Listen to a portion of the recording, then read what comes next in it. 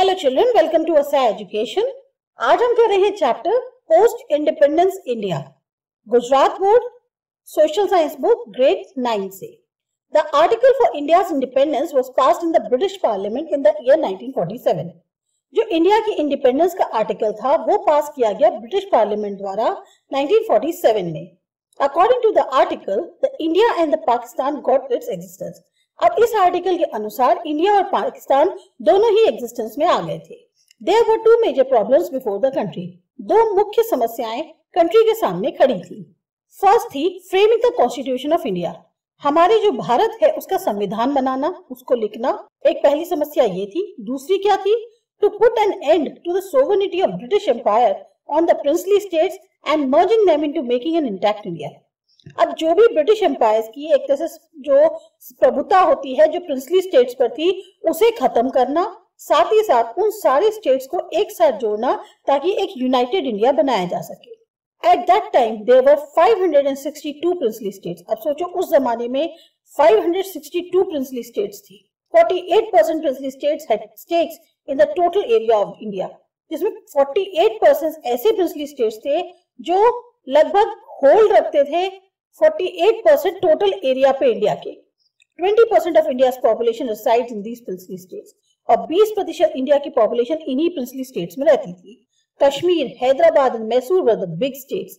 अब ये तीनों स्टेट्स जो हैं सबसे बड़े थे, कश्मीर, हैदराबाद और Mysore. Other states were small, बाकी सब स्टेट्स छोटे छोटे थे। There were states which were too small and were as village in form. कुछ स्टेट्स ऐसे थे जो बहुत छोटे थे और बिल्कुल गांव के जैसे थे। It was a mammoth task to convince these kings and nawabs. अब ये एक तरह से कहना चाहिए ना, मैमथ के बराबर टास्क था सामने कि सारे राजाओं और नवाबों को कन्विंस करना, मनाना कि एक इंडिया को फॉर्म किया जा सके। Moreover, it was done very speedily. और एक चीज और थी, इसे बहुत तेजी से करना जरूरी था। After gaining independence, Maharaj of Bhavnagar Krishna Kumar Singh was the first king to start responsible government. सबसे पहले इंडिपेंडेंस हासिल करने के बाद महाराजा जो भावनगर के थे कृष्ण कुमार सिंह, वो पहले राजा थे जिन्होंने एक जिम्मेदार गवर्नमेंट का एक तरह से शुरुआत करी। Bhavnagar state was merged with united Saurashtra state which was created due to the efforts of Sardar Patel. अब भावनगर स्टेट जो है वो यूनाइटेड सौराष्ट्र के साथ मिल गया।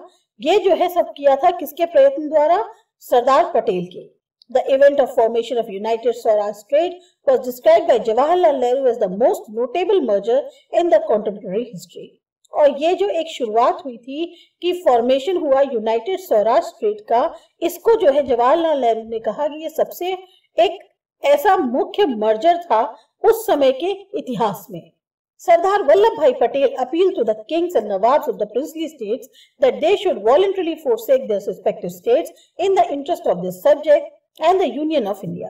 सरदार वल्लभ भाई पटेल ने जितने भी राजा थे, नवाब थे इन प्रिंसली स्टेट्स के, इनसे गुजारिश करी कि आप जो है अपनी इच्छा से अपने स्टेट्स को जो है वो एक तरह से जनता की भलाई के लिए और इंडिया को एक यूनाइटेड इंडिया बनाने के लिए छोड़ दें, मतलब मिल जाए हमारे साथ। He stimulated nationalism. उन्होंने राष्ट्रीयता को प्रमोट किया। Kings, रजवाड़ास and nawabs contributed in the making of strong, integrated and prosperous India. अब चाहे राजा हो, रजवाड़े हो या नवाब हो, सभी का योगदान रहा कि एक इतना जो टफ कहना चाहिए, स्ट्रॉन्ग, इंटीग्रेटेड, एक अखंड और संपन्न भारत बनाने में इन सबका योगदान था। Sardar Patel assured them to protect their rights and interests. और सरदार पटेल ने पूरा भरोसा होने दिलाया कि उनके जो राइट्स हैं, अधिकार हैं या उनके जो हित हैं, उनकी पूरी रक्षा की जाएगी। Sardar Patel and his secretary of home department Mr. V.P. Menon prepared the draft for attachment bond and status quo agreement. अब जो सरदार पटेल थे और उनके जो सेक्रेटरी थे होम डिपार्टमेंट के मिस्टर वीपी मेनन, उन्होंने एक ड्राफ्ट तैयार किया अटैचमेंट बॉन्ड का और स्टेटस को एग्रीमेंट का। Related contribution in the draft was made by committees comprising kings and final formation of draft was made. अब जो भी कंट्रीब्यूशन था ड्राफ्ट में वो कमिटीज द्वारा किया गया, साथ ही साथ जो किंग्स और जो फाइनल फॉर्मेशन था ड्राफ्ट का वो फिर तैयार किया गया। Kings were happy by this draft और किंग्स जो है वो इस ड्राफ्ट से बहुत खुश थे। Except Kashmir, Hyderabad and Junagadh, 559 princely states accept this instrument of accession and join the Union of India. सिर्फ कश्मीर को, हैदराबाद को, जूनागढ़ को छोड़ दें तो 559 प्रिंसिपली स्टेट्स ने जो है इस चीज को एक्सेप्ट कर लिया और जो है एक इंडिया में मिल गया, कि मतलब वो इंडिया के साथ मर्जर होने को तैयार हो गए। Merger of Hyderabad, Junagadh and Kashmir. Hyderabad, Nizam of Hyderabad with its states from southern part of India declared its independence on 15th of August. जो निजाम थे हैदराबाद के और उनके साथ जो और स्टेट्स थे सदर्न इंडिया के, उन्होंने अपनी इंडिपेंडेंस कोशिश कर दी 15 अगस्त को। As far as its geographical location, it was bound to join India. अब जिस तरह की उनकी geographical location थी उस हिसाब से उनको इंडिया को ही जुड़ना था। But the fact was brought to their notice that Hyderabad would be able to remain as an independent state as it is surrounded by Indian territory. अब यहाँ पर उनकी जानकारी में ये बात लाना बहुत जरूरी था कि हैदराबाद जो है वो इंडिपेंडेंट स्टेट नहीं रह सकता क्योंकि वो इंडियन टेरिटरी से जुड़ा हुआ है, घिरा हुआ है। The Nizam clarified the matter by saying that if the country will be divided, then owing to the geographical reasons, they will not be able to join Pakistan and they will not be able to join India owing to ideological reasons. अब निजाम जो थे उन्होंने जो है matter को साफ करते हुए कहा कि अगर कंट्री विभाजित होती है तो ज्योग्राफिकल कारणों की वजह से वो पाकिस्तान नहीं ज्वाइन कर सकते और विचारधारा जिस तरह की है उसके कारणों से वो इंडिया को नहीं ज्वाइन कर सकते। Under such circumstances, they would prefer to remain independent. ऐसे हालात में वो चाहेंगे कि वो इंडिपेंडेंट रहें। Negotiations began with निजाम। अब निजाम के साथ नेगोशिएशन शुरू हुए। Sardar Patel bluntly stated to the negotiator of the Nizam that the people of Hyderabad are eager to be with the Union of India. सरदार पटेल ने जो है बिल्कुल स्ट्रेट अवे जो निजाम के नेगोशिएटर थे उनसे कहा कि जो हैदराबाद के लोग हैं वो बहुत उत्सुक हैं कि वो इंडिया में शामिल हों। Meanwhile, the Nizam officers started committing atrocities on the people of Hyderabad. इतने बीच क्या हुआ कि जो निजाम के ऑफिसर्स थे अब उनके अत्याचार शुरू हो गए हैदराबाद के लोगों पे। Ultimately, Hyderabad was merged with the Union of India by using police force on 18 September 1948. Finally Hyderabad को भी यूनियन ऑफ इंडिया के साथ मर्ज होना पड़ा। इसमें पुलिस फोर्स का भी इस्तेमाल किया और ये घटना है 18 सितंबर 1948 की। Sardar Patel assured the Nizam to protect all their interest. Sardar Patel ने पूरा भरोसा दिलाया निजाम को कि उनके हितों की रक्षा की जाएगी। Kanhaiya Lal Munshi played a very crucial role in the entire episode और इस सब पूरे एपिसोड में कन्हैया लाल मुंशी का बहुत ज्यादा मेजर रोल रहा। After the reforming of states, the head state of Hyderabad was later included in Andhra Pradesh.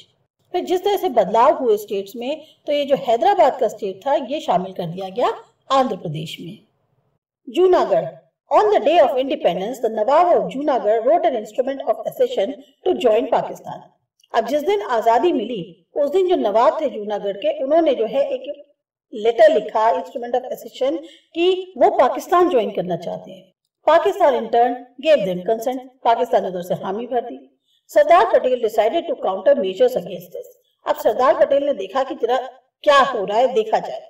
People of Junagadh living in Mumbai established Aarzi Hukumat in Mumbai. जो लोग जूनागढ़ के मुंबई में रह रहे थे वहां उन्होंने आरजी हुकूमत मुंबई में स्थापित करी। During this time, sheikhs of Mangrol and Manadar declared their wish to join Union of India. अब यहीं पर जो शेख थे मंगरोल के और मानदार के उन्होंने कहा नहीं हम इंडिया ज्वाइन करेंगे। Indian soldiers and navy who were position to protect Manavadar and Mangrol besides the Junagadh state. अब जो इंडियन सोल्जर्स थे या जो नेवी तैयार थी कि वो मानव जो दार है और मंगरोल है इसकी रक्षा करेगी, उन्होंने घेराबंदी कर दी जूनागढ़ स्टेट की। तो जो नवाब थे जूनागढ़ स्टेट के फ्लेड टू पाकिस्तान, वो पाकिस्तान भाग गए और 9th of November 1947 referendum of the people of Junagadh was taken. तो 9th November 1947 को एक मत संग्रह लिया गया लोगों का जूनागढ़ के। Thus Junagadh's merger with the Union of India was made possible owing to Sardar Patel's guts and tremendous will of the people of Junagadh. तो इस तरह से जूनागढ़ भी जो है वो यूनियन ऑफ इंडिया के साथ शामिल हो गया और इसमें पूरी कोशिशें जो है वो सरदार पटेल की हिम्मत और जो लोग थे जूनागढ़ के उनकी इच्छाओं से हुई है पूरी। मतलब उनकी जो एक इच्छा शक्ति थी उसी की वजह से वो लोग यूनियन ऑफ इंडिया में मर्ज हो पाए। Kashmir. The issue of Kashmir was the most complicated of all. अब यहाँ कश्मीर का मुद्दा सबसे ज्यादा कॉम्प्लिकेटेड था। Raja Hari Singh of Kashmir was indecisive. अब राजा हरि सिंह जो थे कश्मीर के, हरि सिंह वो डिसाइड ही नहीं कर पा रहे थे। मीनवाइल पाकिस्तान अटैक कश्मीर और इसी बीच पाकिस्तान ने कश्मीर पर हमला कर दिया। राजा Hari Singh requested for military assistance to protect Jammu and Kashmir against Pakistani attack. अब राजा हरि सिंह जो थे इन्होंने रिक्वेस्ट करी कि मिलिट्री सपोर्ट चाहिए ताकि जम्मू और कश्मीर को पाकिस्तान के अटैक से बचाया जा सके. The government of India insisted that Raja Hari Singh should first sign the instrument of accession and then the Indian army could be sent.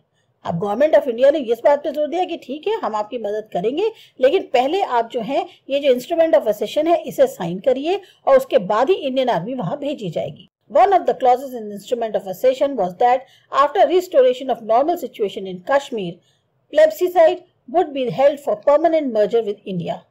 एक क्लॉज जो था इंस्ट्रूमेंट ऑफ असेशन में कि अगर नॉर्मल सिचुएशन कश्मीर में दोबारा स्थापित हो जाती है तो फिर एक जनमत संग्रह करवाया जाएगा ताकि परमानेंटली कश्मीर जो है वो इंडिया में मर्ज हो जाए.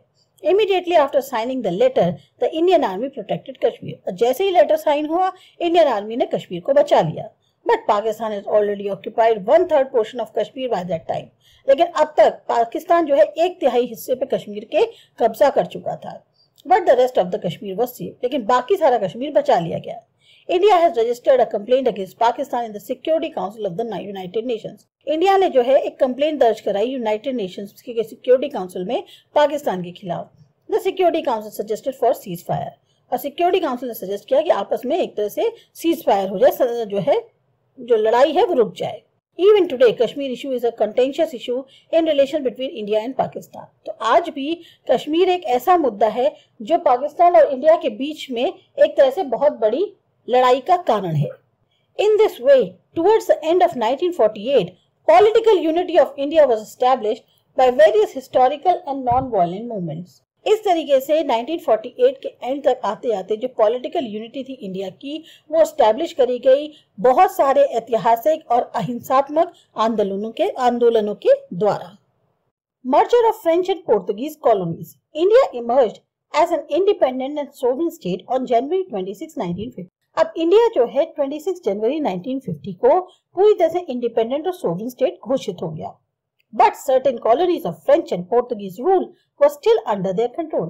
अभी भी कुछ कॉलोनीज थी फ्रेंच और पोर्तुगीज शासन की जो उनके कब्जे में थी. Union of India appealed the French controlled Pondicherry and Portuguese controlled Diu, Daman and Goa to merge with India.